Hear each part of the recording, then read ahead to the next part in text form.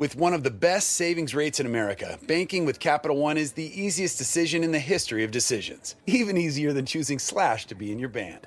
Next up for lead guitar. You're in. Cool. Yep, even easier than that. And with no fees or minimums on checking and savings accounts, is it even a decision? That's banking reimagined. What's in your wallet? Terms apply. See CapitalOne.com/bank for details. Capital One N.A. member FDIC. Get to the table, man. Game over. Johnny. You're gonna need a bigger boat. So serious. I am Iron Man. This is a tasty burger. Welcome to the InSession Film Podcast. Welcome to episode 529 for April 11th, 2023. I am Brendan Cassidy. And I'm Jay Ledbetter. Thanks for joining us this weekend, everyone. Well, really, this week. We're recording this midweek. We're so used to doing this on weekends, but we, myself and Jay here, got a bit of a late start with this episode as originally planned. Very busy week for many of us. I mean, most of us just got done celebrating the Easter weekend. So for those of you listening who partook in those celebrations as well, hopefully you had a fun and safe time with your family and friends. Jay, I know that you had to deal with a sick baby on your end. Hopefully Jet is feeling better now, though. Well, it's been a whole few days of escapades here. We went out of town for the Easter weekend, and then of course I left my work computer and work bag at the house where I was staying in Birmingham. So we had to turn around after about 45 minutes of driving. So that brought us in late to do our episode when we normally would record. So I was like, I gotta push. I was wondering the tardiness that caused that. I haven't even started prepping for this podcast. So we lost an hour and a half there. So well, I sympathize with the whole commitment to your job thing, though. Your work laptop being a part of that. I just started my new job literally the day as we're recording this, so I know how that feels. My mind is sort of in a different zone right now because I just went through the whole meet and greet onboarding scenario, at least the portion of it that I could do in one day. And on top of that, the office is in University City, right by UPenn, so it was a bit of a commute to get there. I feel like I've been awake for like 17 hours, yet that hasn't been the case. It's just a new schedule for me. No, those first few days at a new gig are an absolute blur. And then you look back on them later and you're like, didn't really learn a whole lot those first few days, but I sure did meet a lot of people. Which I guess it's expected, and I kind of like that, because there's value there. There's no pressure in many ways, and I don't mean that as a knock on the gig, because the job is certainly important and I'm looking forward to it, but there isn't any pressure because you're not dedicated to anything just yet. You're not reliant on anything just yet until you actually get to that point. But yeah, it was a fun day for sure in that regard, and I'm glad to hear that Jet is feeling at least a little bit better. Certainly a little bit better. It was a real dad boot camp here the last few days, but we're getting there. We're getting there, and the worst of all was I had to watch him while I was working, which my work was very understanding about. I had to step away every now and then, but that's good. But it was a balancing act, because this is not a not busy week at work, and then you got a very sick baby that you have to deal with. It's a challenge. I gotta say, it's tough. And speaking of challenges, I think about those in the Hollywood system, actors specifically, who decide to become directors, and how that change of pace, it's insane. But that is the theme for this episode here. Obviously, this is inspired by the film Air, directed by Ben Affleck, the new film from Ben Affleck, who we mostly know as an actor turned screenwriter, now turned director, actor, screenwriter, all of the above when you think about it. But yes, the movie Air, directed by Ben Affleck. Not only do we have a full review of that film available on InSession Film, as well as our YouTube channel, it's between myself and Ryan McQuaid, we are using that as inspiration to talk about our favorite actors turned directors on this episode. Won't be a top 5 or even top 3 list. We talked about maybe doing that, Jay, but for a nice change of pace, let's let's just have this be a bit more of an informal conversation. Yeah, we're just going to hang out. We're just going to hang out. I think we both need it after the stories that we just shared there in our opening there. But yes, actors turned directors will be the theme for this episode. And it's a list that we apparently have done in the InSession Film Podcast way before. I think it was on episode 51, if I'm not mistaken, which was way before both of our times at InSession Film.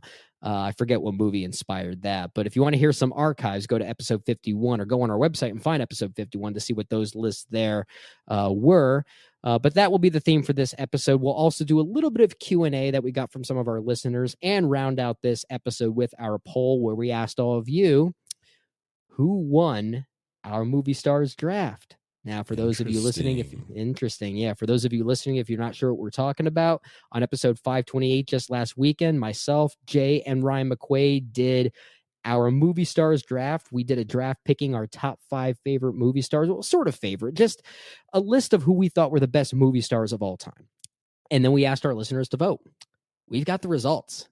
It was a tight race. It's going to be exciting to see these results. But let's go ahead and transition into actors turned directors. We've been seeing this a lot more often now, Jay. I feel like with regard to many comedians out there now, some of whom only have maybe one film tied to their name, but we see a lot of actors taking a chance at directing movies. And in many cases, they've been very successful and have led to movies that have a very distinct voice that most other filmmakers don't necessarily convey, for better and for worse. But in some cases, a very unique and differently stylized voice, I guess we'll say. So with that regard, when you look at some of your favorite actors turned directors, I guess, was there any, maybe not necessarily criteria, but were there any traits or any characteristics that you looked at most as you were trying to narrow this list down for some of your favorites? No, I didn't really look at this as a conversation about favorites or that ranking that you were talking about. I just kind of looked at it broadly and said, from one generation to the next, that the types of actors that end up being directors has changed drastically. I looked into some of the least successful actors turned directors. Maybe some of these directors only directed one film. Yeah. And it's a fascinating list of people who have taken on this challenge. And sure. I'll tell you this is very odd that the first time when this was first mentioned that we were doing this as the topic for the episode, the first movie I thought of was a movie I haven't even seen before. I haven't seen it. Okay. But I was like, remember that movie Georgetown that Christoph Waltz directed a few years ago? Gosh, I never saw it either, but I do remember that now. I don't know why, but I just always found that fascinating that Christoph Waltz directed this movie with Annette Bening in it and Corey Hawkins. It all sounds really good on paper. Apparently, it's not good. It hardly found distribution at all. Could not get any traction on the festival circuit. And for some reason, that just stuck in my mind as sort of, okay, where can I go from here? If that's the first one I think of, where can we go? Like, what is so... There are a lot of places you can go outside of Christoph Waltz for that movie. Well, yes, certainly. But it did just kind of put me in this place of, okay, what does it take for an actor to become a director? Is it exclusively a desire to do so, a level of stardom that you have to reach? How easy is it for a huge movie star to get a movie directed that doesn't have them in it to get the money, right? You see Denzel, for example, he's only directed movies until that movie last year that nobody saw. Though, what was the name of the Michael B. Jordan movie? A Journal for Jordan? A Journal for Jordan, yeah. Which nobody saw. That was his first movie he's directed that didn't star him in it. And, it went nowhere. And he's a really interesting example too, but kind of my big thematic ideas that I put together as I was thinking about this was that today's actors turned directors, like the people of the last decade or so, it's not massive stars who become directors. That's true. It's very interesting. They're massive for us because we're cinephiles, so we love Right. a lot of them already. But to your point, from a box office standpoint or from a general audience standpoint, not necessarily the biggest household name. You look at kind of the previous generation, your Denzels, your Clooney's, right? Your Tom Hanks directed a couple movies just because he was like, oh, I'd like to direct a couple movies. That's true. And now it's Greta Gerwig, Jordan Peele, Elizabeth Banks, Olivia Wilde, John Krasinski. Yeah. It's these not totally household names who have become the next generation of successful actor directors. So yeah, that was just kind of an interesting trend I noticed, but there's a million different directions we can go off this. Absolutely. And you make a great point, or at least you make a great observation of any differences we notice between actors turned directors and which ones don't even choose to star in their own movies. And when they don't star in their own movies, does that lead to further success or further failure? I guess in the case of Denzel Washington, I don't know if I would go as far as to call it failure because I haven't seen that film, A Journal for Jordan, but apparently from a box office and audience response standpoint, it wasn't a hit, I guess, from what I understand. But if they choose to take a literal back seat behind the camera and make a different kind of artistic endeavor possible, what does that lead to? And then there's also the question, can we even really consider those who have only directed one movie? Because we don't really know what their career will look like further on. I mean, we look at, people like Bradley Cooper, for instance, who has a film coming out this year, as far as I understand at this point, Maestro, where he's playing Leonard Bernstein. But up until that point, or up until when that comes out, he only has A Star is Born, which was a mega hit. And it is a very good movie. But then you look at someone like, okay, you mentioned Olivia Wilde, who has 2 movies to her name. Now, if we did this list when Booksmart first came out, I think many people would be saying, oh, we got to watch out for her. We have to watch out for that name. This guy. I saw the writing on the wall. You were not a Booksmart fan from the get-go. I liked the film. I thought it was pretty good. But I don't think those same people who really went for Booksmart were going to be saying the same thing after they saw Don't Worry, Darling. So all of a sudden the conversation kind of shifts when they don't have a 2-way winning streak. So I do wonder if people like Bradley Cooper, or I think about this further, maybe Maggie Gyllenhaal, for instance, for The Lost Daughter. Yeah, she's one that I had on here too. Yeah, I think of also very recently, you mentioned A Journal for Jordan, which starred Michael B. Jordan, Creed 3. So Michael B. Jordan as a director there as well. Regina King, who had a really great film with One Night in Miami some time ago.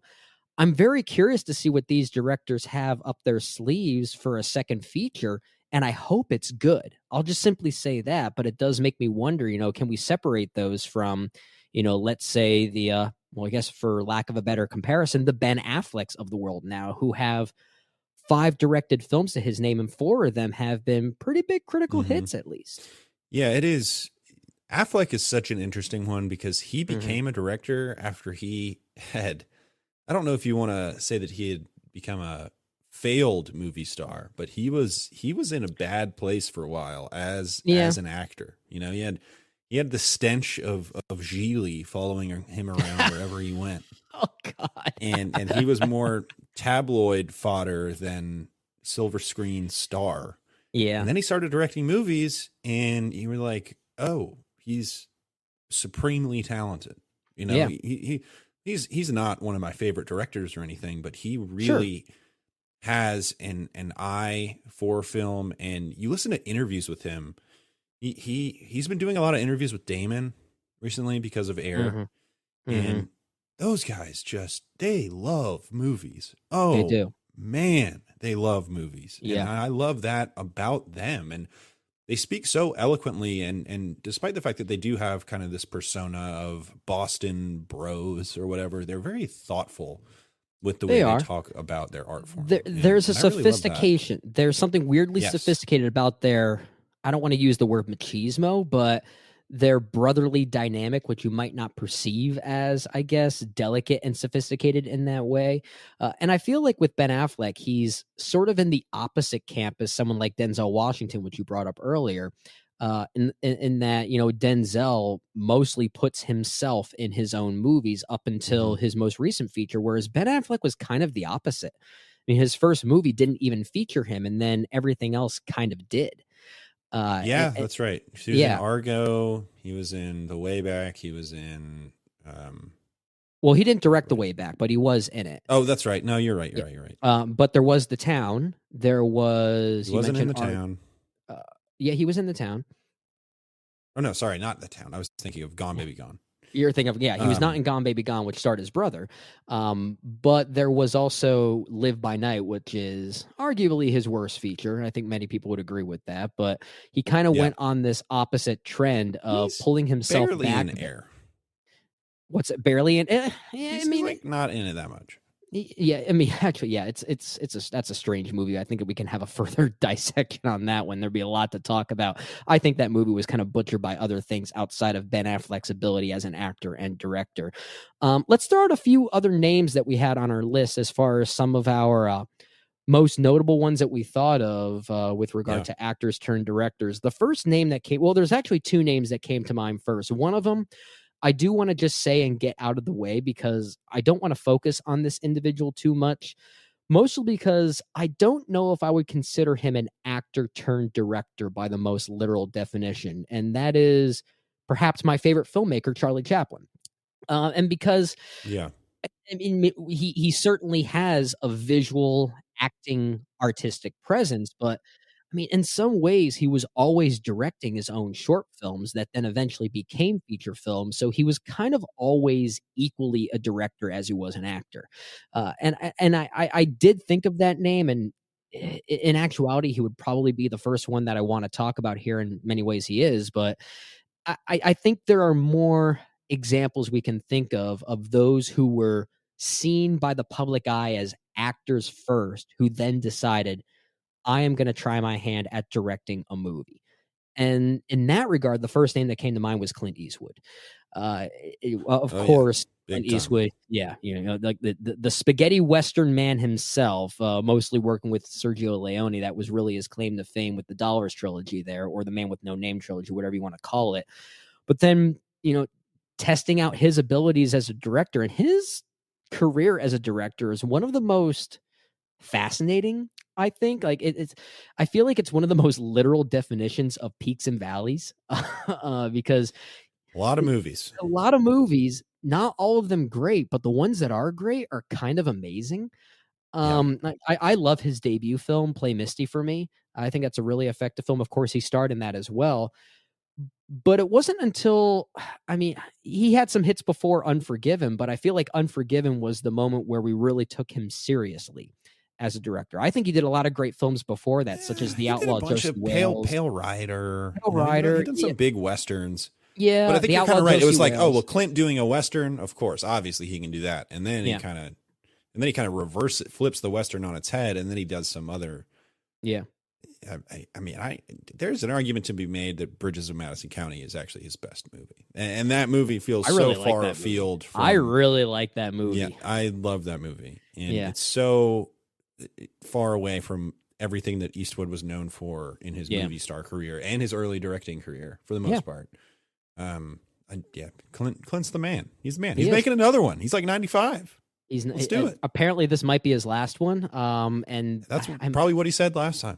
I mean, with Cry Macho, I think it was, which I admittedly haven't even seen yet. But, I look at his career, and even before Unforgiven, where we really saw the awards attention that he received, even movies like Bird, which I'm not sure if you've ever seen. I haven't seen it. That's if you love jazz music, it's a really good movie, obviously detailing the life of Charlie Parker. But that was, I think if it wasn't for Unforgiven, I feel like we'd be looking at Bird as perhaps the real transition point and looking at him as a real director. But interestingly, even further from that, I feel like Mystic River in 2002 was almost like a rebirth of sorts, almost like a new debut. It felt like a completely different movie when Mystic River came out. And that one was focused on all of these actors outside of just Clint himself. And it was a really interesting change of pace. And since then, he kind of developed this like raw, gritty, old-fashioned aesthetic that was always there, but became even more prevalent in the early 2000s onward. Yeah, I mean, you look at his last 15 years of movies. Yeah. And especially even mostly the last 10 years, they are very chopped down, explorations of great people doing great things most of the time is what he's been doing. And then every now and then he's like, hey, can I make a Jersey Boys movie? And you're like, Warner Brothers is like, look, you can do whatever you want. You've been doing it for this long. We'll let you do whatever you want. Gosh, I love Clint, but I don't think he was the right director for Jersey Boys. Yeah, it's a wild career, and going back to, again, all of those films. I mean, you look at he did the Mandela movie. He did the J. Edgar Hoover movie. He did the Sully movie. He did American Sniper. He did the Richard Jewell movie. He did the 1517 to Paris.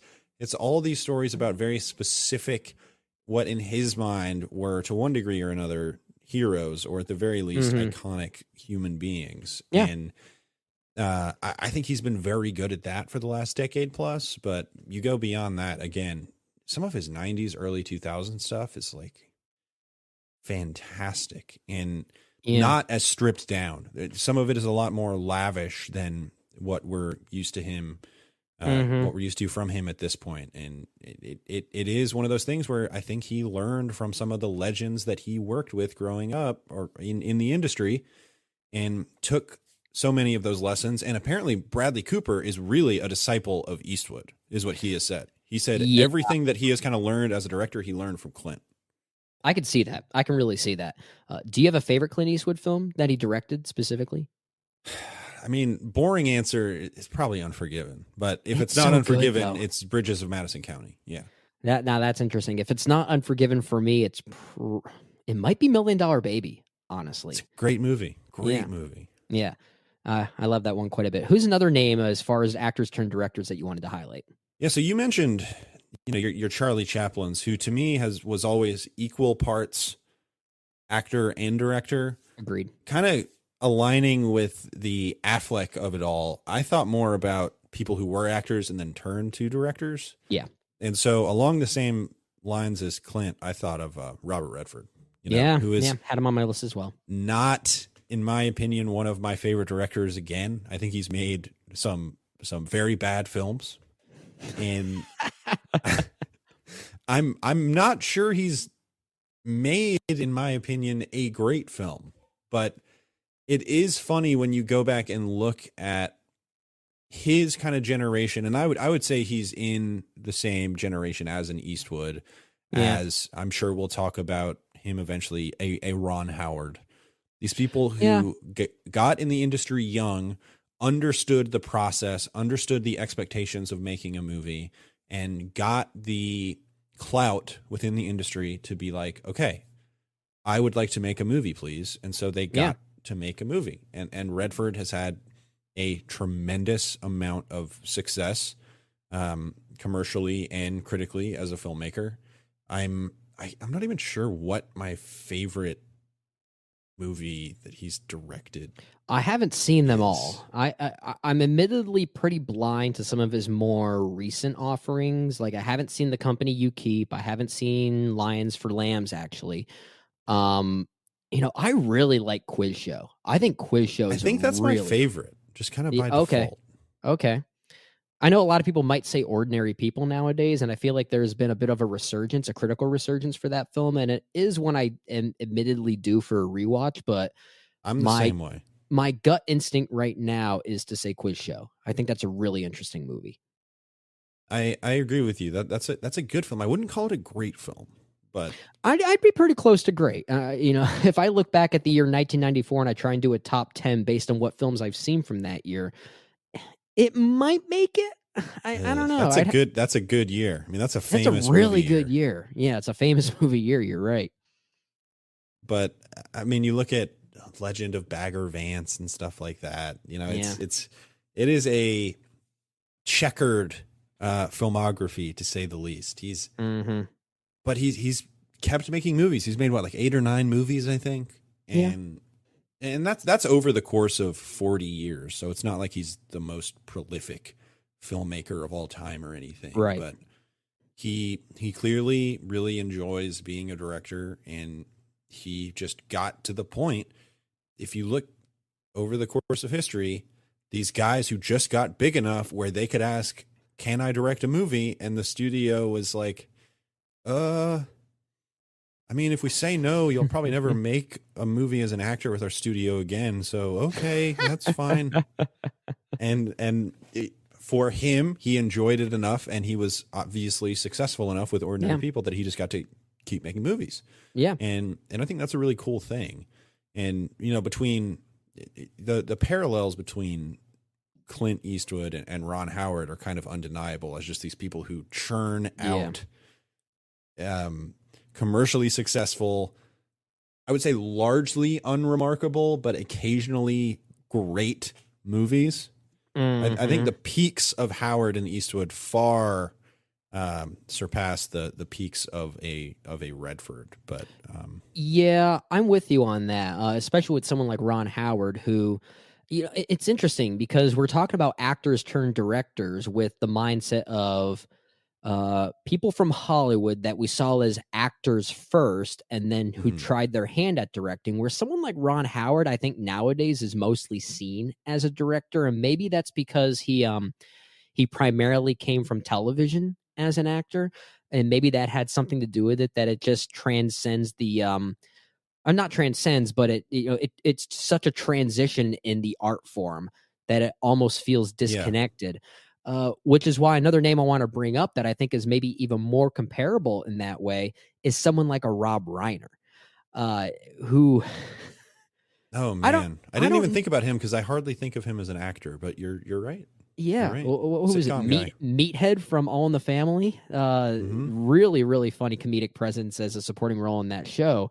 But you look at his filmography in the 80s, especially. I mean, there's an argument to be made that he was maybe the most bankable filmmaker of the 80s outside of Steven Spielberg.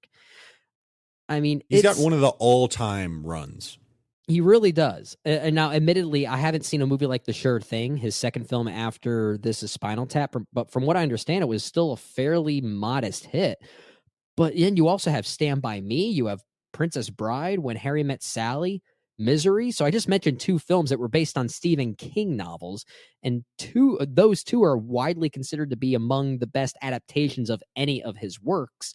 Yeah. And then even A Few Good Men, which has a great following as well. It's not until he went north that he just completely lost it. But yeah, that run from 84 through 92 is kind of unstoppable. Yeah, it's so funny thinking about how present he was in American culture then, because he's still making movies, folks. He is. Regularly. And no one in America knows it. He has just become, all due respect to the man, he's had a great career, incredible amount of success. Irrelevant is what he has become. Yeah. And it's fascinating. And even after, he had a little bit of a comeback with The American President there after North. And then that's really when he kind of started going into obscurity. Although I feel like The Bucket List made a lot of money. But that's the thing. Know. Yeah, I'm noticing that some of his later films, when I say some, I mean really The Bucket List more than anything else, was definitely a hit with audiences. And a lot of people seem to like that one. There was definitely a disconnect between audiences and critics on that one. But it was a bit of a hit from what I understand. And I know a lot of people really liked it. Yeah, I haven't seen it since it came out, but I thought it was okay. I thought it was fine. I remember terribly fondly. But speaking of actors turned directors who come from the sitcom world, how about a director that I find to be very interesting because of his darker comedic sensibilities, and that's Danny DeVito. I interesting. really like Danny DeVito as a director. Oh, he's so quirky. He's so quirky. He is kind of one of a kind in the way that he approaches his films. You think about like Throw Mama from the Train, just a tonally very, very unique movie. Again, this is a guy who I would say hasn't made a full out great movie. Has also made Duplex, which is an absolutely atrocious movie. I haven't seen all of these, but Duplex I think is awful. Matilda is for my generation, people about our age, is very revered. Yeah. And Death to Smoochie is a fascinating movie. I don't know if I call that one a success or a failure, but it's fascinating. Yeah, I'm so glad it exists. That's all I'll say about it. Exactly. Yeah. And those are kind of the movies that he made. And it's been a minute since he's been able to direct a movie, but yeah, he's got such a unique sensibility, and I think it stems from his work in the 70s. I think you really see that there, and I think you see it now in him being kind of the big proponent, the propulsive force of the commercial success of It's Always Sunny in Philadelphia. I think speaks to those sensibilities too. So you see that throughout his career as both an actor and a director. And I'd be totally down for another Danny DeVito directed movie. Oh, I would as well. I would as well. And you make a great point that his work on Always Sunny in Philadelphia is weirdly like in parallel with some of the films that he has directed up until that point. They have a pretty similar comedic style. Even a film like Matilda, as tender and sweet as that film is, and there's a lot behind the scenes that kind of bled into that as well. It's got the same kind of quirky, manic, almost mean-spirited energy. No, that movie can be mean. It can be, sure. And but it's this is what I love about Danny DeVito as a filmmaker, is that when he is doing that, he has a really interesting grasp on tonal balance that most other filmmakers just don't have, who are trying to do the same thing. Because as mean as Matilda is, I think about the scene where, what's the character's name? Miss Trunchbull grabs the young lady's hair by her pigtails and swings her over the fence. I feel like any other director would make that into a horror scene by mistake. And as mean as that scene is, there's still something kind of childlike and funny about it. That's hard to do. That's really difficult for any filmmaker. It really captures the Roald Dahl essence. Yeah. You could tell that DeVito was really inspired and really cared about the source material. He had a massive respect for it. Looking at my list here, trying to break away just a little bit. We could go on for literally hours talking about as many actors turned directors as we can.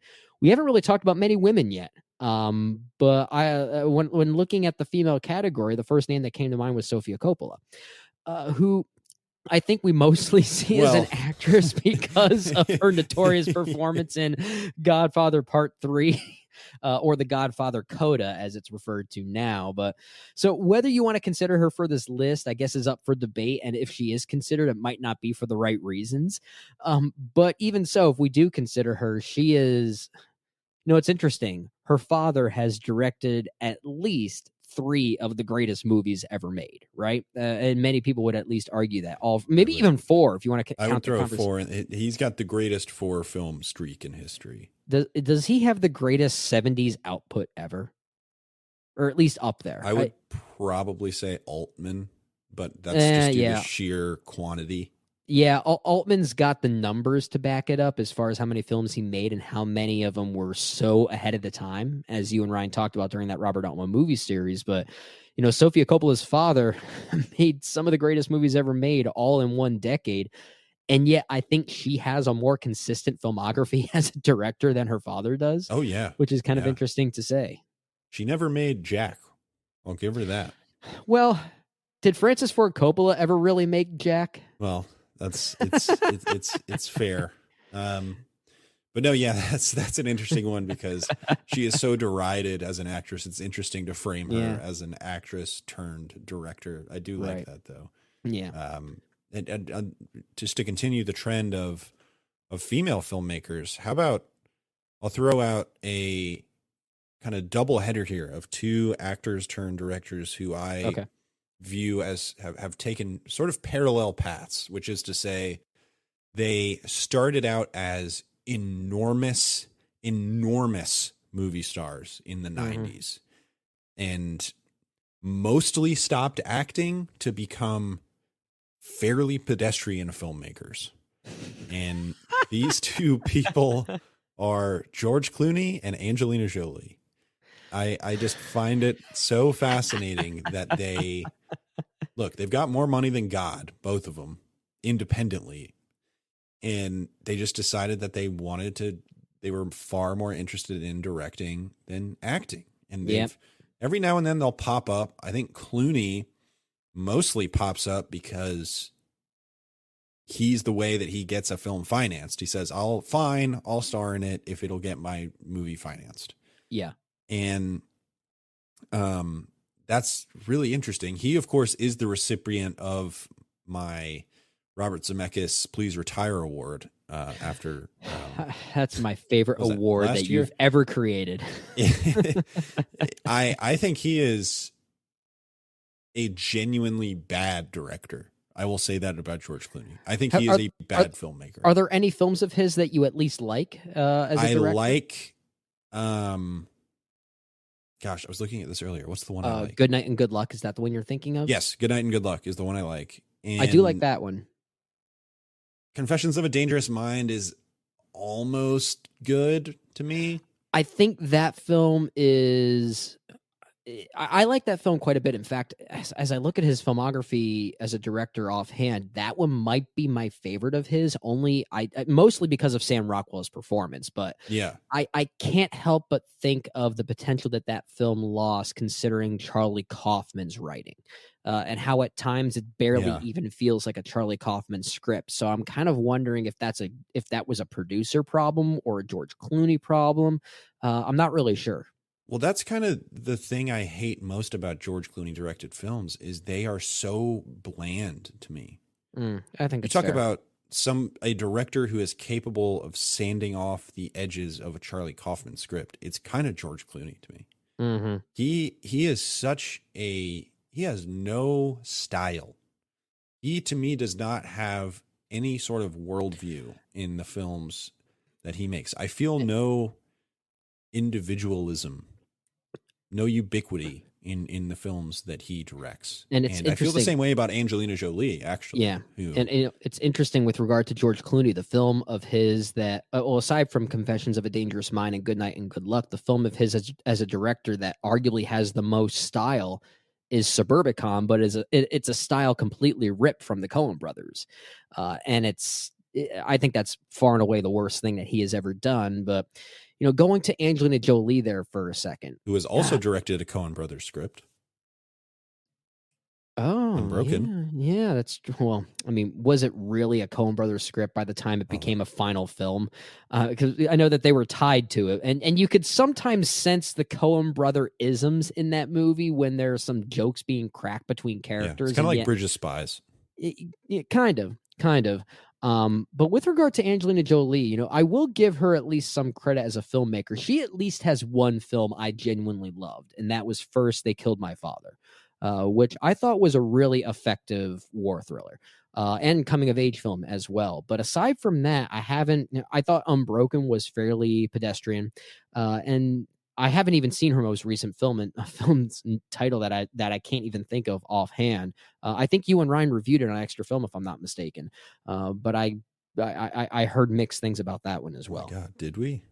I thought you did. If we did, I absolutely do not remember it. So now That's I'm curious. So I gotta look it up. Unfortunate. But yeah, going to her filmography for just a second.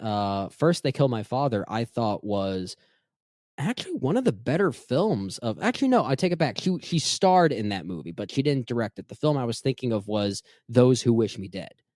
Oh, yeah.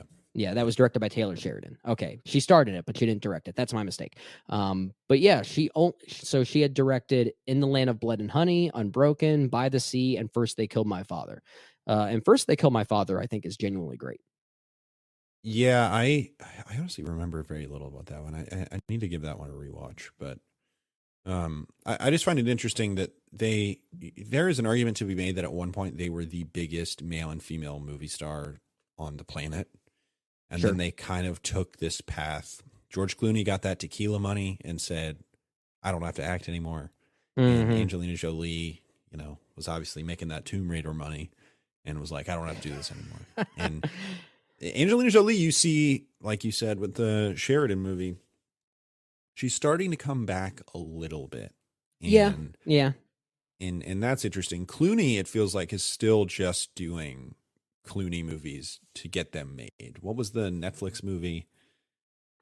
Was it the sci-fi Midnight movie? Sky? Midnight Sky. Yeah, Midnight Sky. What just which I wanted to love because I thought the concept was at least interesting. I don't think the movie itself really worked for me. No, it doesn't live up to it. And he made the Tender Bar. The Tender Bar. Him trying his hand at the Affleck isms there. Looking at a few others here, we are talking about Angelina Jolie, so I did at least want to highlight another female filmmaker here, and this is someone that's very top of mind right now because she just won an Oscar for her latest film and the writing of that film. But I'm thinking of Sarah Polley. Obviously, the film that she won an Oscar for was Women Talking, but her filmography as a director is very strong, especially considering the fact that some of her earliest works were as an actress in some pretty wild films. Films like Go. What was that? The Doug Liman film? Was that Doug Liman? I can't quite remember. I want to make sure I get this right. Give me a sec. Oh, yes, Doug Liman. That was the Doug Liman. Yeah, Liman. Yeah. Also working a little bit with Cronenberg just before that, Existence, the film from 1999. And then tries her hand at directing and has had a pretty consistent career as a director. We know that she had a decade-long gap between the documentary Stories We Tell and her latest film, Women Talking, for pretty unfortunate reasons, but understandable reasons. But her films as a director, she's been very consistent. And some of those have made many critics' best of the year list for those respective years. Yeah, she's a true talent. And when you said this female director is top of mind, I thought you were going a completely different direction. I thought you were going Greta Gerwig. Well, she's also top of mind, but I feel like that one's very obvious, and I know we're going to talk about her at some point. We may even talk about her during the Q&A coming up in just a little bit. But yeah, okay, not really top of mind. Let me rephrase that. Somewhat top of mind because she's now an Academy Award winner. Yeah. But as I was putting together the list of actors turned directors of recent, I did, between Olivia Wilde, Elizabeth Banks, Maggie Gyllenhaal, Greta Gerwig, there's a good crop of actresses getting a shot at getting behind the camera, which is encouraging. So that's definitely a big plus. And then can we talk about failed actors turned directors? We can. I mean, I still have a few other successes that I think we should. Let's do the successes. And then because I know you have some failures you want to highlight. I don't really have many failures because you know me, Jay. I'm more of the celebratory one here. I want to look at the positive. This was just over the course of research. I was like, oh man, I forgot that person made a movie. Yeah, I'm really curious to hear what you have to say. Although I could. Look, I saw Cocaine Bear. I might be prepared to call Elizabeth Banks's career a failure, but we don't have to talk about that. It's so unfortunate because I really like Pitch Perfect too. That's actually my favorite Pitch Perfect film. I thought she did a really good job with the comedic timing of that film and the female camaraderie there. But anyway, that's beside the point. I do at least want to highlight a few other successes here. People like Jordan Peele, for instance, I think is really effective right now, developing his own unique voice as a director that almost feels disconnected from his acting / comedic persona, which is really exciting to see. Jon Favreau is another one. I have him on here, and my note right next to him is maybe the most important director of the 21st century. It's so interesting. Who would have thought that? If you told me that was going to be the case like 10 years ago, I would have said no, that's just not happening. But I would have been wrong. I guess because that would have been early on in Marvel, I guess. But yeah, well, 10 years ago, actually, you know what? Well, maybe 10 years ago, I think I would have still been saying that same thing. But I would have been wrong. For sure. 15 for sure. Yeah. I'm surprised you didn't mention Mel Gibson yet. Melly Mel. Mel Gibson, our unproblematic king. Unproblematic for sure. John Krasinski, I guess, in some ways. I mean, he has 3 films to his name, including 2 of the Quiet Place movies. Yeah, he directed something before that. He directed a comedy. But kind he of directed the David Foster Wallace movie. Yeah, did he? Not the Seagull one. It was based on a David Foster Wallace. Oh yes, book. yeah. Okay, you're not the end of the tour. Yeah, you're thinking of. Yeah, I know what you're thinking of. But yeah, John Krasinski, I think, is developing his own, I guess, horror-like voice now after A Quiet Place, which is very disconnected from his talents in front of the camera. I guess the last one I'll mention here is Tom McCarthy, who's a pretty interesting figure behind the camera. He has a Best Picture winner to his name, but he's not much of an actor. He's really known to pop up in a few bit parts here and there, such as in Meet the Parents, for instance. And he's actually kind of effective in his small role there, but I think he's a pretty effective filmmaker when it counts. He's done some pretty decent movies up until I didn't see some of his latest films, but I think up until Spotlight, I think he's made some pretty good ones. Did you mention Tom Hanks? You did, so I didn't get a chance to mention him yet. Yeah. I know you talked about Tom Hanks a little bit in the. I just got to say opening that of this thing you did conversation. do is a really good film. That movie rocks, and I love that it's a Pennsylvania film. It is so close to home, quite literally. Yeah, and there are several people that I consider in that Charlie Chaplin realm of equal parts actor and director. Your Orson Welles, your John Cassavetes, your, again, going the unproblematic route, your Woody Allens. Yeah. There are certainly plenty of those, but I did, Great for the examples. purpose of this episode, I was thinking more along the Affleck route of actor turned director, as opposed to actor director throughout their entire career. Pretty much. I'm with you. So those are kind of the success stories I have. Let's talk about these weird outliers. Some of them are one-offs, some of them are two-offs. Very rarely do they have a very sustained directing career. Eddie Murphy directed a movie, y'all.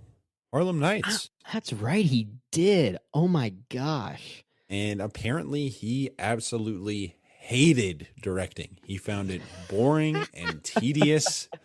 And I have not seen Harlem Nights. I haven't either. By all accounts, it is an atrocious film. You don't really find people reclaiming Harlem Nights. It has a so whopping that's an interesting 16% on Metacritic, based on 14 reviews. Which I mean, on Metacritic, not even Rotten Tomatoes. That's no. Metacritic. That's on Metacritic. I did not know that Nicolas Cage directed a movie.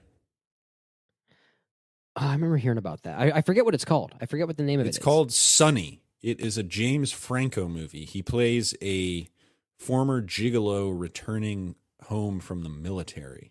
That's all I know about it. It's supposed to be quite bad. But that was interesting. Robert De Niro directed a couple movies, A Bronx Tale and The Good Shepherd, which are those are like whatever. They're not horrible. They're not disastrous. They're not masterpieces. They're just sort of there. Yeah. And I feel like that's kind of the case with several actors turned directors, where it's like, I've spent too much time on a set to make a truly terrible movie, but also I don't really have the chops to make something truly great, which is just kind of interesting. Those were some of the weird outliers I had. If I could point out one more positive, and this veers a little bit more into TV, but I think he's made some good films too. And I think he is kind of the heir apparent to the DeVito sensibility as a director, and that's Ben Stiller. I think Ben Stiller is a good director. I think he's an interesting director. Yeah, you're not wrong there. And I think he's pretty ambitious. I actually don't think he gets enough credit for how ambitious some of his films are. I mean, Tropic Thunder say what you will about how silly that film is. It's pretty bold. There are things about that movie that are very daring. Especially today, and I really respect him for that. Yeah, now I mean he's got heat right now with Severance. So yeah, he is kind of the taste of the week right now in the television world. So I have to say, with regard to Ben Stiller, I don't hate The Secret Life of Walter Mitty. I actually think that's a pretty charming movie. It's very sweet. Yeah. Kind of. Yeah. I think more than that movie should be. but it's well directed. I think. I think it looks so. good. Yeah. I like the Cable Guy. I gotta say, and I'm not a big Jim Carrey fan, but I quite like the Cable Guy. I think that's one of those movies that has aged weirdly well, and I don't really know why. I think we need to do a full episode analyzing why the Cable Guy works more now than it did back then. Cable Guy episode next week. Get ready, folks. Get ready for that. We're just announcing it right now. We didn't really have much planned for next week, so we're just going to talk about the Cable Guy. That's what we're going to be doing.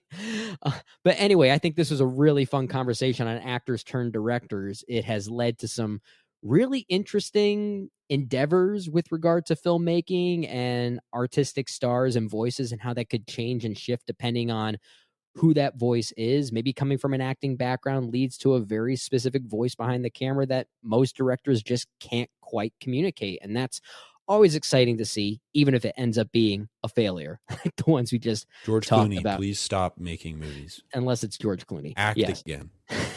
I love him on screen. Ocean's 14. I would pay for that months in advance. I would love to see that. Anyway, for those of you listening, let us know how our picks there stack up against yours. Let us know some of your favorite actors turned directors. You can email us at InSessionFilm@gmail.com or hit us up on social media. Maybe it's time to let the old ways die. Takes a lot to change, man. Hell, it takes a lot to try. Maybe it's time to let the old ways die. Nobody knows what waits for the dead. Nobody knows what waits for the dead. Some folks just believe in the things they've heard and the things they read. Nobody knows what waits for the dead. I'm glad I can't go back to where I came from. I'm glad those days are gone for good. But if I could take spirits from my past and bring them here, you know I would. All right, Jay, before we got recording this episode here, we were talking offline about really our careers, just our workplace environments, the fact that we do work 9 to 5. We have careers that we're very passionate about, that we're dedicated to. I just started a new job today as we're recording this. But what is one thing that you need to have in any office environment? So you've seen George of the Jungle, correct? Oh, of course. I know where you're going with this. Yep. There's a scene in that film where George of the Jungle tries coffee for the first time, and he is so overcome with the sensation that coffee gives him that he just starts shaking and cannot say anything but Java, Java, Java, Java, Java, Java, Java, Java, Java, Java, Java, Java. And that is me every morning when I'm getting ready for work. I gotta have that caffeine hit. I gotta have that coffee. Mm-hmm. I'm with you. What does he say? Now George understand. George get coffee, and then Ursula like George.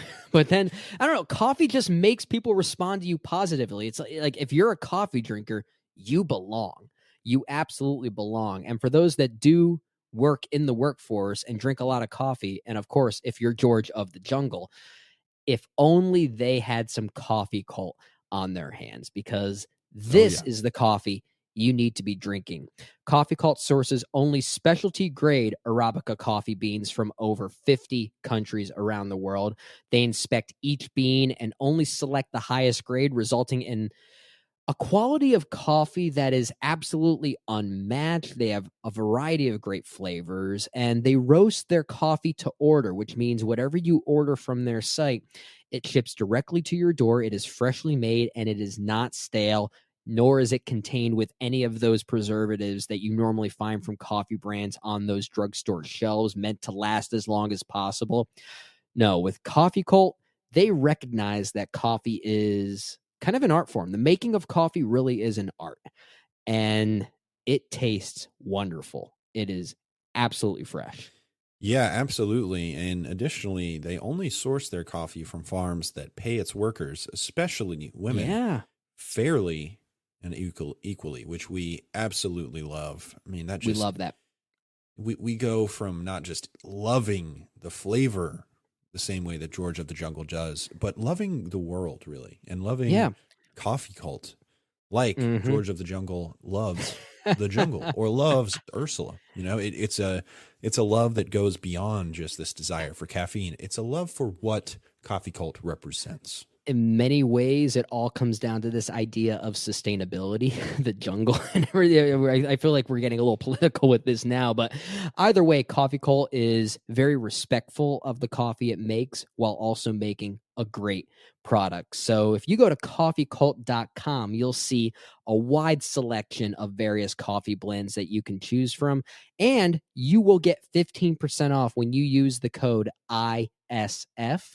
That is capital I, capital S, capital F, to get 15% off your first order at coffeecult.com. That is Coffee Cult with a K. And just a reminder, George of the Jungle has an Oscar now. The InSession Film Podcast is brought to you by our good friends over at First Time Watchers. And Jay, we just got done talking about our favorite actors turned directors, or at least some of the most prominent examples of actors turned directors. And with regard to the First Time Watchers, they act the shit out of their podcast, and they direct a great episode out of the process there too. They sure do. And you think about every now and then you'll have an actor directing his first film, and you go into the theater and you're like, does this director really deserve to get this movie made? I'm kind of scared that he's not going to have the vision required to become nearly as successful a director as an actor. But you don't have to worry about that with the guys over at First Time Watchers, because they have been doing this for a while. Indeed. You are in good hands with the likes of Tim, Walter, and Hermano, and they know their freaking movies. I will absolutely guarantee you that. They do know their movies. And what's interesting about how well they know their movies, just look at what they reviewed on their most recent episode 484. They talked about Bad Boys, but not the Bad Boys you're probably aware of. There's a movie called Bad Boys from 1983 starring Sean Penn. I didn't even really know about this, to be perfectly honest. I mean, we of course always associate the term bad boys with Michael Bay, at least in the film world. So the fact that they're choosing to be a bit, I guess, meta with their overall approach to movie reviews, that's what really makes their show all the more entertaining and all the more enlightening. And with regard to that conversation, they had a great conversation talking about that 1983 film, Bad Boys, and really dissected why it's a very interesting film for you to check out. Fun fact, I just watched the Michael Bay Bad Boys for the first time this weekend. I don't think it's that great. I don't think not it holds a good up. movie. Not a good movie. So hopefully the 1983 Bad Boys is better. And what I do love so much about First Time Watchers is that every week they pick out a movie that they've never seen before, watch and discuss it on their show, and they also discuss some other movies and trailers that they've seen recently as well. Yeah, and they'll give out some great recommendations at the end that you should absolutely stay and listen for. Their show is very smart, and I guess, dare I say, it's bad. These boys are bad. But those boys are bad. They are bad. There's some bad boys. But when it comes to movie reviews, they're anything but bad. So I guess it cancels itself out. So Jay, where can you find these guys online? Make sure that you hit them up on Twitter at First Time Watchers and search for First Time Watchers on Facebook. And you can subscribe to them on iTunes / Apple Podcasts and go leave them a review there. And you know what? Let them know that we sent you. Yeah. By tweeting at them and saying hashtag FTW Bad Boys for Life. How about that? I like that one. I like that one. That one does seem a little bit too celebratory. If I have to be a bit jabby with the First Time Watchers, I like to say that they're bad boys because they're choosing to end their show at episode 500. And we constantly talk about this. They do have an endpoint, and I'm so disappointed to hear that. But episode 500 will be their last. Of course, the episode that they just put out is episode 484. So they're not quite there yet. But yeah, they're bad boys for life because they're choosing to end this show way earlier than it should. Go on forever, guys. Be good boys. Just keep going. Just keep going. But if you want to listen to what they keep putting out, all the great content that they've put out over the years as well, you have to check these guys out. Again, it is First Time Watchers.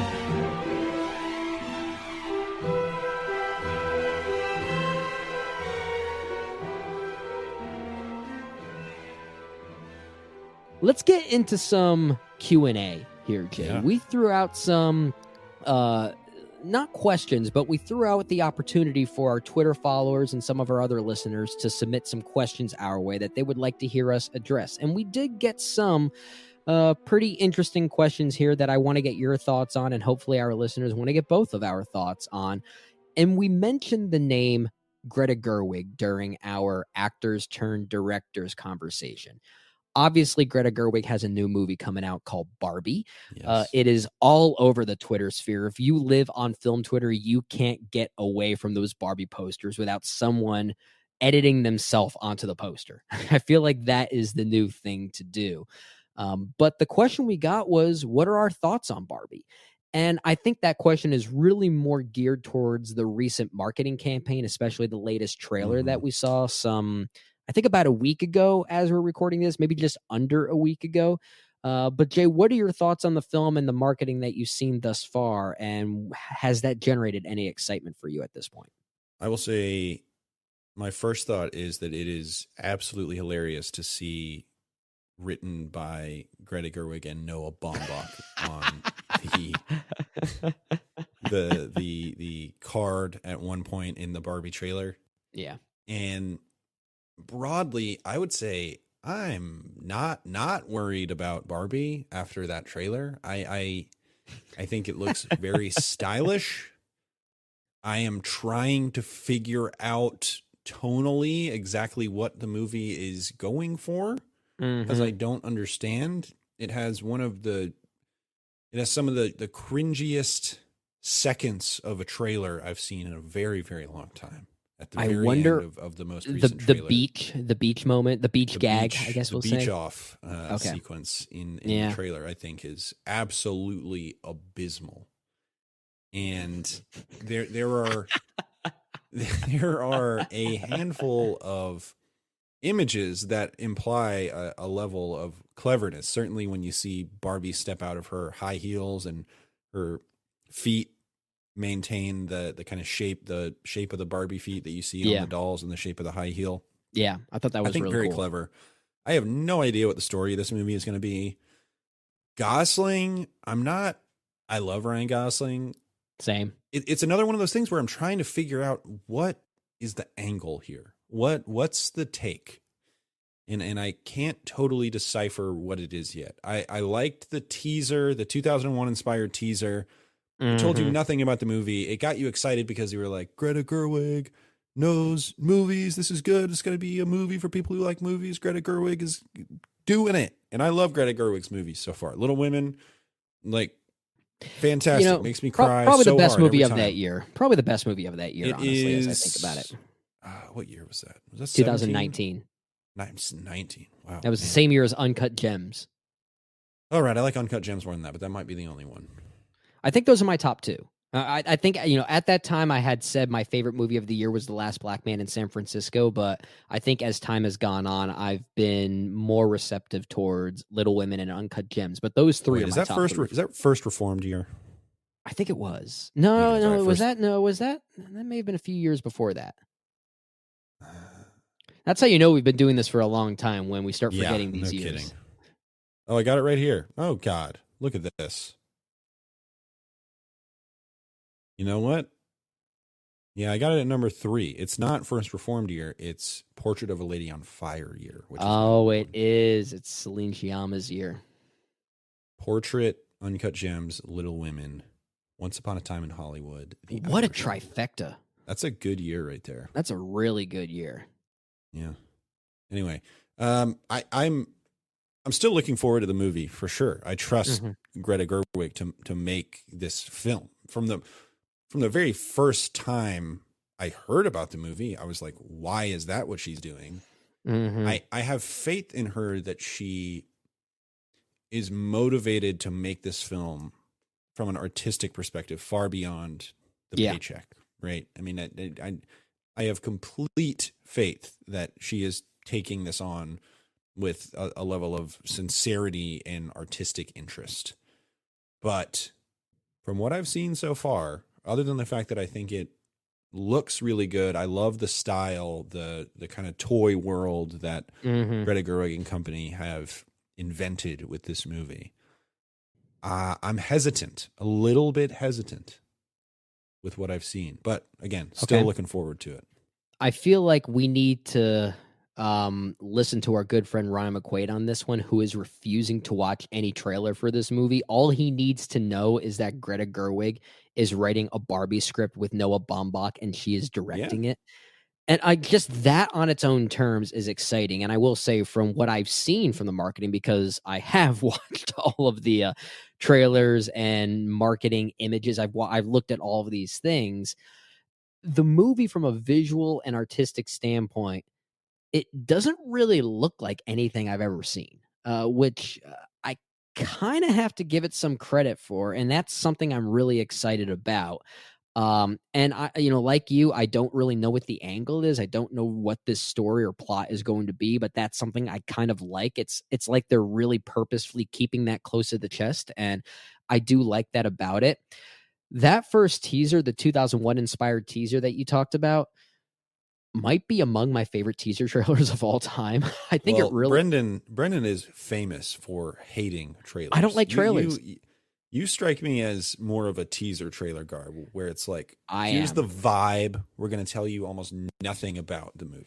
Yeah, well, I sometimes think of trailers as like an individual or separate artistic statement regarding the film. You can get creative.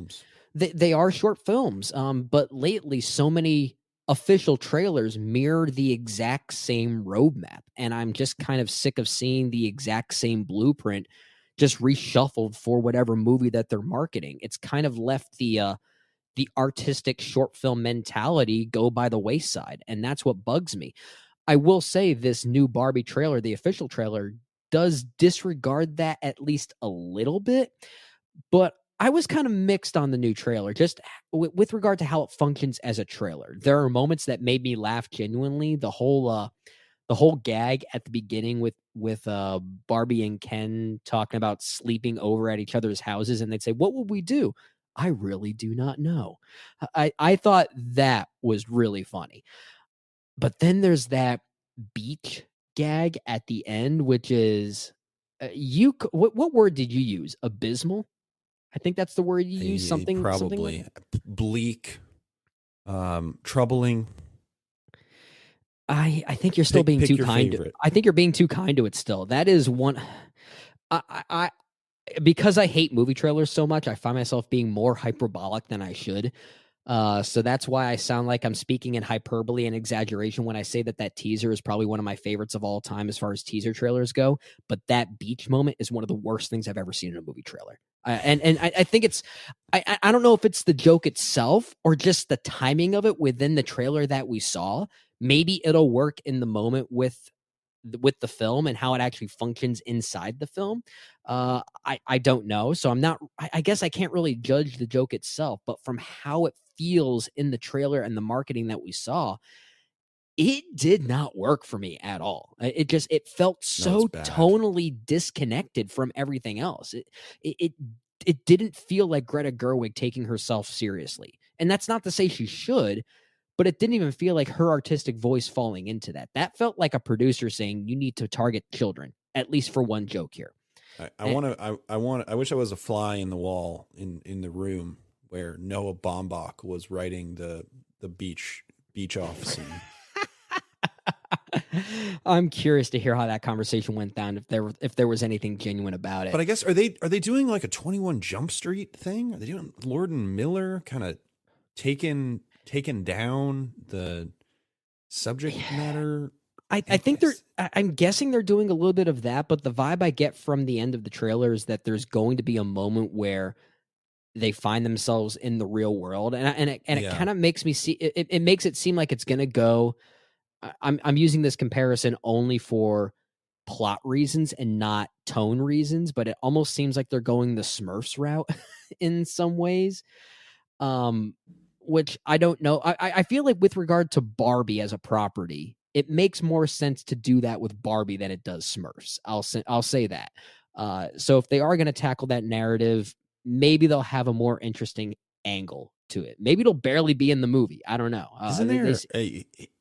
Isn't there a movie where Tyra Banks plays a doll that comes to life and goes into the real world?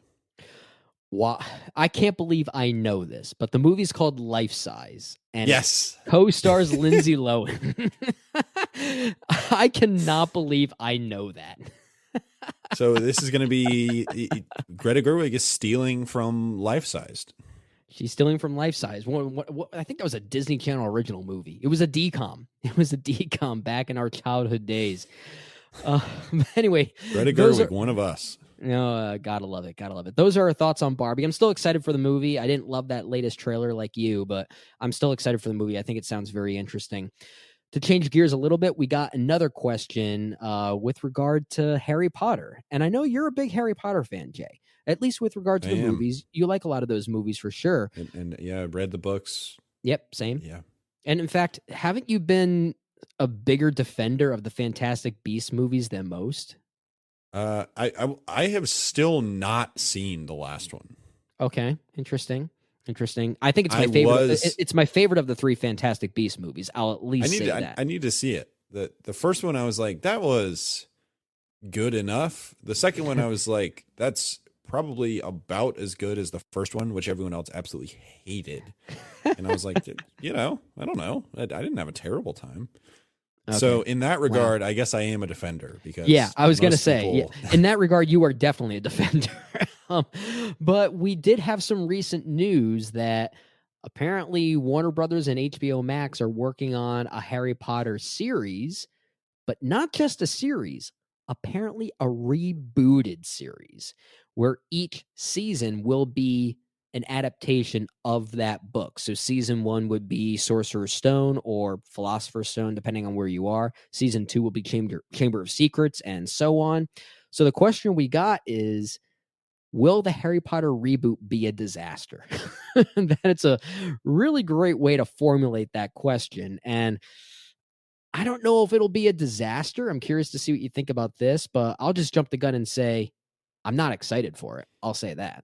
Yeah, I don't know that I'm necessarily excited for it either. I would watch it when it came out, but I would not be in a place where if it loses me after 4 episodes, I would stop watching. Mm-hmm. You know, mm-hmm. There are opportunities when you have this series of books that are, for the most part, very lengthy and very lore heavy and have a tremendous amount of world building. There is an opportunity to take advantage of a longer form of storytelling. Mm-hmm. Sure. And so there is a way that they can capitalize on this medium shift to television and do something really special. It does feel like, and I know these are not, the Harry Potter films are not the Godfather, but it does feel like we have been told kind of the definitive audio visual versions of these stories. Yeah. And I understand that Warner Brothers has this Hogwarts copyright that they want to take advantage of. I get it. Yep. They Same. had the video game that came out, and it got a lot of people's attention. It got pretty good reviews. I feel like it's kind of fizzled since then a little bit. I played it. It's okay. It did not entirely hold my attention. But there is a way to make this work and make it very, very artistically successful. I'm curious. I'm not eager. But HBO, more often than not, makes very good television programs. That's true. So in that regard, it's like, give them the keys, let them drive this car. They might be able to figure it out. They would have to figure out, I don't know. I mean, I guess they're saying it would just be the books, right? One season equals one book. That's what I've heard. And, you know, as we're recording this, maybe our listeners can cue us in on the official details, but all I've heard is that is what Warner Brothers and HBO Max are planning to do, is what we just said there. I guess what I'm not sure about is how 100% official that is. Is this still a rumor? I think it's more than just a rumor. I think it is pretty official that this is the plan that is being discussed. And you make a great point that those movies, the 8 movies that we got between the years 2001 and 2011, a literal decade-long series there. All of those films very successful, at least at the box office, and most of them very successful critically as well. Kind of the definitive audio-visual version of those stories. And it does make... hearing this news, I have 2 major questions about why we should be seeing this. The first one being, is this really the right time to do this specific artistic venture? And, you know, you look at many franchises that have been revisited over the years. That first Harry Potter film came out in 2001. You know, that is an over 20-year-old film. All right, that's actually a pretty long time. You know, let's think about when Return of the Jedi came out and then Episode 1 came out. That was less time. That was less time between those 2 films. You just broke my brain with that one. I know. That messed me up. In a world where we get a new Spider-Man every 3 years, I think 20 years is okay. Yeah. But here's the thing. I've heard that argument being thrown around that, you know, if Star Wars can be revisited in less than 20 years, why can't Harry Potter? The thing is, that was a prequel to an existing story. It wasn't remaking. It wasn't remaking those stories. And when you reboot something as beloved and as associating as these Harry Potter movies to those stories, it makes me think if it's too soon for that. And I kind of think it is. I think the 20-year separation between that first movie and where we are now is almost moot. I don't think that really matters. I think we're always going to see these movies as crucial to those stories. And I don't think we're ever going to separate that. So it just makes me think if it's the right time. And the other question I have, as someone like myself who has read the books, is there really anything else from those books that we need to see in a visual format? I think as far as adaptations go, the movies did a pretty darn good job trimming the fat where they needed to be trimmed and focusing on what was important. And it makes me think if there really is anything necessary that we even need to see from those original J.K. Rowling novels that we'll get in this series. And I don't know if there is. I don't think there is, honestly. You can get into the real nerdy stuff is the direction you could go. Yeah, I get you. Game of Thrones with it.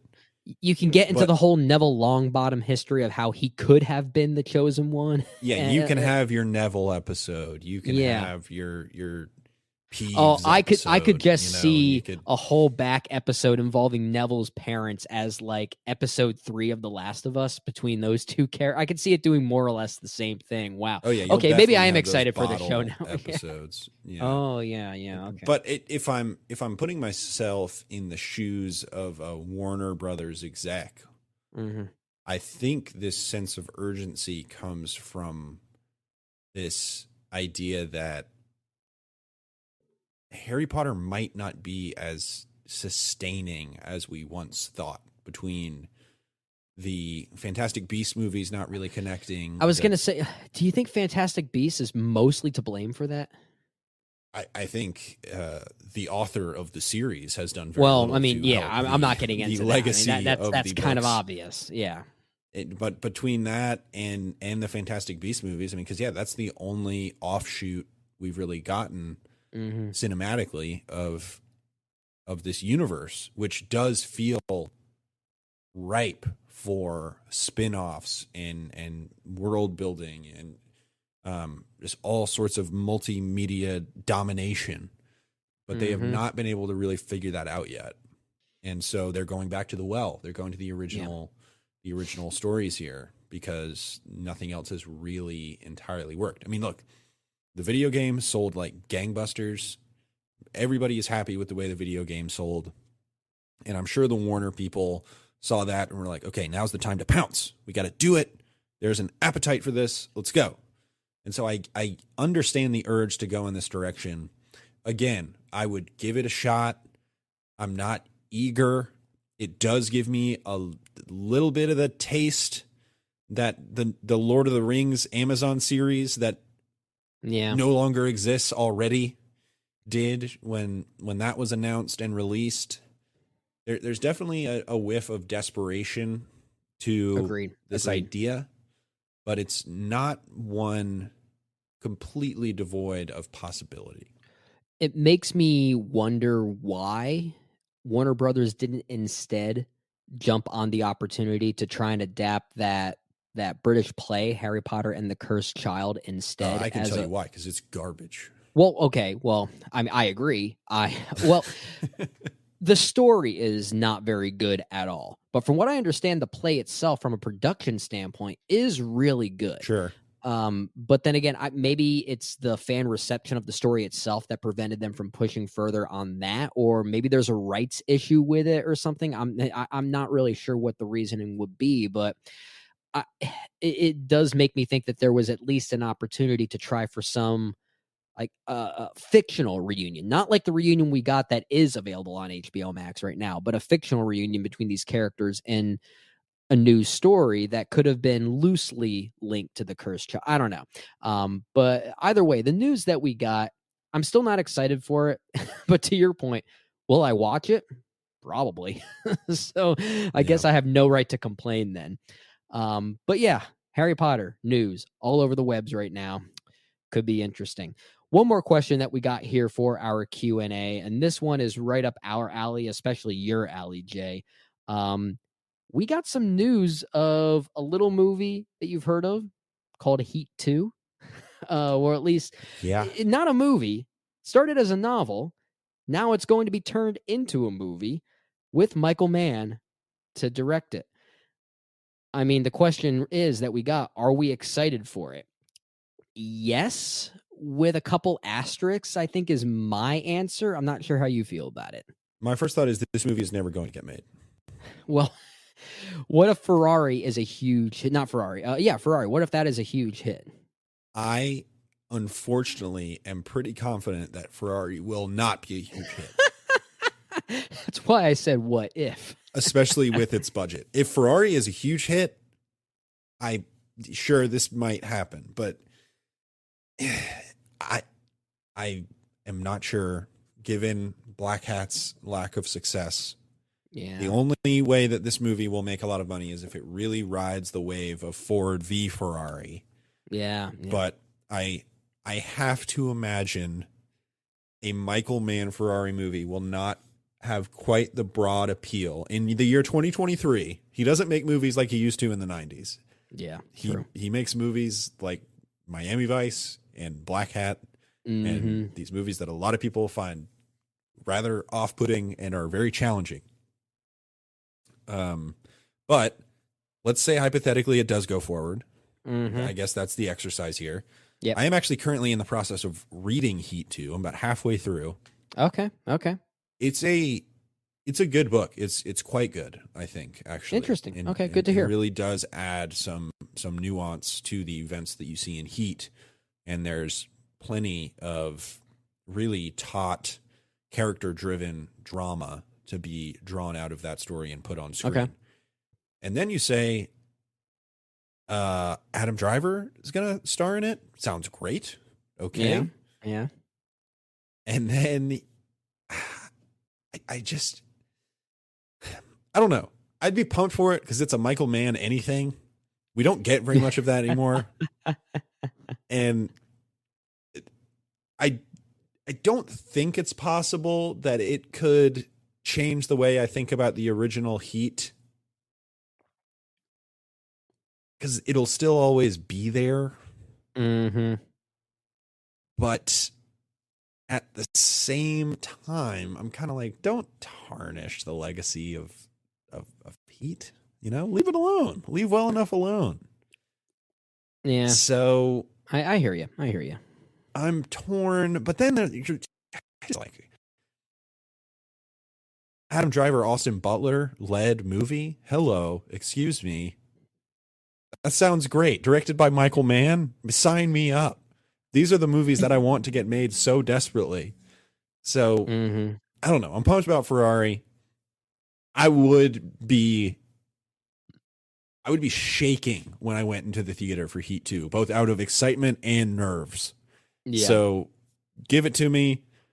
Austin Butler as Chris from Heat is like perfect casting. I mean, it was the dream. It was the fan casting the second they announced that they might even be doing this movie, and for it to have actually happened is fascinating. But again, I don't think it'll ever get made. Prove me wrong. Yeah. I even if you are wrong, I don't necessarily know how I would feel. But I weirdly think I would be more excited to see just a general announcement of a Michael Mann movie, just a general Michael Mann crime thriller starring Austin Butler and Adam Driver.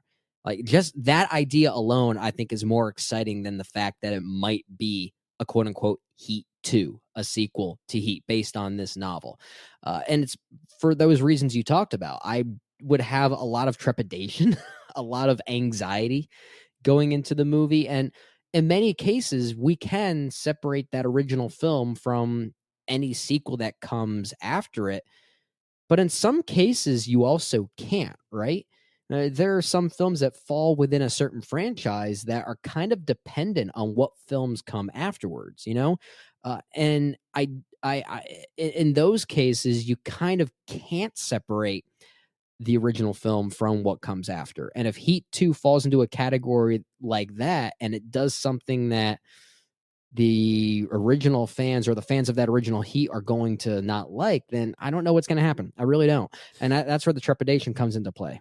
Well, the Heat 2 is a sequel and a prequel. So when you throw Godfather prequel Part in, 2 is it can shape the behaviors of the characters in the original Heat, the way that you think about them in that film. So there's that element to consider too. But yeah, give me all the Michael Mann you got. He hadn't made anything since 2015, except for the Tokyo Vice pilot, which is great. Yeah. It was really good. And then the rest of the show isn't as good. But don't you love it when so many give me all you got? Don't you love it when filmmakers spearhead some type of television show, but they only direct the pilot, and then the rest of the series falls apart because of them not directing? The rumor was that this is a Michael Mann thing. He's so pumped for it, and then it didn't end up being the case that he directed even more than one episode. It was rather disappointing, but still a pretty good show. Yeah. I still haven't watched it yet, but maybe I'll have to add it to the list. At least watch the pilot. Just watch the pilot. All right, I'll watch the pilot. I'll add that to my list at least. As we round out this Q&A here, I did at least want to acknowledge one last question that we got, but I think for the sake of time, we're not going to spend too much time on it here. We actually did get a question asking for our thoughts on the future of Star Wars. And of course, Star Wars is very top of mind right now. We're recording this just days after some major announcements occurred over the weekend at Star Wars Celebration, which included trailers for Ahsoka, included announcements for some upcoming films, some of which directed by Dave Filoni himself. Apparently a Jedi New Order movie starring Daisy Ridley. Yes, she is coming back. I want to leave it at that because we actually have some very exciting bonus content over at Patreon right now that you can check out. It includes our own JD Duran, specifically, speaking with Christian Eulenberg of Film Optics, going over that night over at Star Wars Celebration and getting really into the weeds on what they loved about those announcements. So if you want to hear some of overall InSession Film's thoughts on the future of Star Wars, be sure to sign up. Be sure to sign up on Patreon to become a patron over there. Patreon.com/InSession Film for some exclusive content there. That'll round up this conversation on Q&A. Jay, we had some great thoughts there. But as we conclude this episode, let's talk about this week's poll. It's real bad, okay? I don't like those numbers at all. Just one poll? Those things aren't scientific. Yes, they are. All this is science. This is math. All right. So for this week's poll, we've got an exciting one, Jay. A very exciting one. Last weekend on episode 528, myself, Jay, and Ryan McQuaid did our movie stars draft. We each picked what we thought were the 5 best movie stars, and we asked all of our listeners and followers on social media to vote on who had the best list. And we have the results here, Jay. We have the results. We had about, I think, up to 150 people voting on Twitter, so it was a pretty competitive poll. I think before we get into the results, for those who didn't get a chance to listen to that movie stars draft, maybe we should go ahead and reveal what those lists were that we each had for some context as far as who won. Why don't you go ahead and read off your list if you have it in front of you of those that you picked for your movie stars draft? Yeah, if I remember correctly, I had Jack Nicholson, Harrison Ford, Denzel Washington, Tom Hanks, and Gene Hackman. And just saying that list just puts me in a great mood. What a crew. Just rolls off the tongue there. Great list there. My list included Katharine Hepburn, Robert De Niro, Tom Cruise, Leonardo DiCaprio, and Toshiro Mifune. And of course, Ryan not here to, great list. Ryan not here to speak for himself, but his list included Paul Newman, Al Pacino, Meryl Streep, Robert Redford, and George Clooney. If you haven't listened to that episode, the results really don't matter. You just have to hear the conversation that we had on. Yes, they do. They matter a lot. They don't matter. I'm going to get into why they don't matter because I didn't win. But what really does matter is the conversation, just sort of talking about what it means to be a movie star, what the criteria is, and all the factors that come into play for better and for worse, as there's a lot that goes into what we decipher as a quote unquote movie star. And it was a very fascinating conversation, sort of deciphering what that criteria was as the conversation went. And apparently one of the biggest criteria is that you have to star in a Nancy Meyers movie. That's what qualifies you as a movie star. But anyway, everyone wants to know what the results are. And it was actually a very tight and competitive race. Out of the nearly 150 votes that we got, but winning the poll at 35% was Mr. Jay Ledbetter over here. Let's go. You won by only 1%, though, because I actually came in second place at 34%. Actually, for a while, you had a bit of a lead on both myself and Ryan. It just started to close the gap a little bit as the final votes came in, but not nearly enough to take the lead away from you. So you still won this whole poll at 35%. I came in second at 34%. Ryan McQuaid, third place there at 31%. But given the disparity of those percentages, I'd say we all did pretty well. I think we all did pretty well. Absolutely. I mean, I was just looking at the list that we put together the day after, and I just thought, man, we did good. Those are some squads there. So movie good for star us. Squads. Good for us. Yeah. I like to think we know our movies. But anyway, thanks to everyone that voted on that poll on Twitter. We really do appreciate it. That should do it for this week's show. For some ending plugs here, just to throw some plugs your way for things you may have missed over at InSession Film. We did have a full review of Ben Affleck's Air that I talked about in the beginning of this episode that myself and Ryan McQuaid did. You can find that review over at InSessionFilm.com, as well as all of our social media platforms. Also find it on YouTube in video format for a great conversation on Ben Affleck's latest film. Jay, you did get a chance to see it. I don't think I asked your thoughts on the film during this conversation, but you liked it as well, right? Yeah, it's good. I mean, it has a big, this was clearly made with input from Nike problem, but it is an incredibly fun, well constructed, well acted, just kind of old school drama, with some humor thrown in there. I had a really, really good time with it, even if it does leave a little bit of a weird taste in your mouth at certain points, but it's a really good time at the movies. Yeah, I think that's fair. I definitely enjoyed it as well. I know Ryan was really high on the film. I think he calls it his favorite film directed by Ben Affleck at this point. I'm not quite there just yet. I'm still I'm still a Gone Baby Gone defender. I think that one's still my favorite. I think I might be a townie. You like the town? Okay. Yeah. I still really like Argo. I feel like that film maybe gets a bit of a bad rap because it's a Best Picture winner. I think it's a very effective thriller. I think it has some really interesting things on its mind for sure. But Ben Affleck, good director. Air, good movie. As far as what we have planned for next week on episode 530, I know we have a couple new movies coming out that will get some reviews at some point. One of them being Renfield, the film that clearly was only made just to see Nicolas Cage play Dracula. We'll potentially have a full review of that. But as far as episode 530, I think because of the movie Renfield, we might have to do something Nicolas Cage related.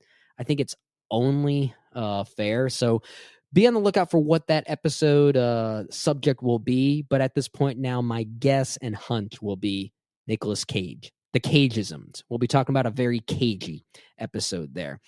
As far as a few other plugs here, I do want to plug Women in Session and their latest episode. Kristen Battistella and Zeta Short discuss their favorite adventure and swashbuckler movies. I think that's also very top of mind given the recent success of Dungeons and Dragons, which very much functions like a swashbuckler, but they had a great conversation there talking about their favorite films in that movement and that genre.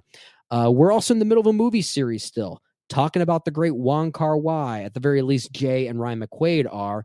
What's on the docket next, Jay, with regard to that movie series? So, yeah, we reviewed Fallen Angels last week. I recommend everybody go check that review out because I think that movie is a masterpiece. I think this guy's directed a lot of masterpieces. And this week we will be reviewing Happy Together. So look forward to that. We are on the back half of our Wong Kar-wai movie series. Yeah. So, get while the getting's good. You're eventually going to get to one of my all-time favorite movies in this series, and I look forward to your conversation. Exactly, my Blueberry Nights. Of course, I'm talking about In the Mood for Love, but yeah, we'll go with My Blueberry Nights. So we'll say that that's the answer. But yes, be on the lookout for that movie series continuing. Really great stuff there. And thanks to everyone for listening. And if you would like what you hear and you want to hear and see some more from us, you can follow us on social media at InSession Film. You can also subscribe to us here on YouTube. Also follow us and give us a review on your favorite podcast app of choice. We take those reviews very seriously, and we really do appreciate the feedback there. And as I mentioned, you can also hit us up on Patreon. We have some really fun and exclusive content there available to our patrons. Right now, a new episode on Star Wars Celebration, breakdowning everything that came from those announcements with regard to not just Star Wars, but also Lucasfilm. We didn't even mention that there was a new trailer for Indiana Jones and the Dial of Destiny. And honestly, Jay, the trailer I thought was whatever. The poster is what sold me. I mean, that thing is beautiful. But yeah, I cannot wait. Somebody to see forgot that. to take the needle off Sympathy for the Devil on the trailer. I agree. I agree. No pushback from me on that one. But yes, that bonus content on Star Wars Celebration featuring our own JD Duran as well as Christian Eulenberg of Film Optics. You don't want to miss it. Thanks for listening, everyone. Jay, do you have any final thoughts on anything as we conclude this conversation here? Oh boy, I see a Kelly Reichardt movie in 2 days. That'll be fun. Oh my gosh, you're showing up for that one, aren't you? I am showing up, showing out, strapping in, having a good time. I think we'll have good filmmaker. I think we'll have a full review of Showing Up, not this coming week, obviously, but probably next week. I think leading into that film's wide release, which I believe is April 21st, as I recall. So we'll have a full review of that one coming soon, but it is one I am certainly looking forward to. I agree, Kelly Reichardt, one of those filmmakers that we all should be keeping an eye on, and I hope she gets funded for as many movies as possible. I think she's absolutely wonderful. Really great stuff there. Anyway, thanks everyone for listening to this episode. We will see you all next time on the InSession Film Podcast. What a day, man. What a day.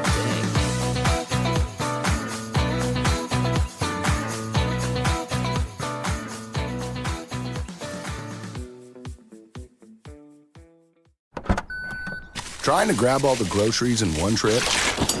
Oof, not how you would have done that. You know sometimes less is more. Like when you drive less and save with the USAA annual mileage discount. USAA. Get a quote today.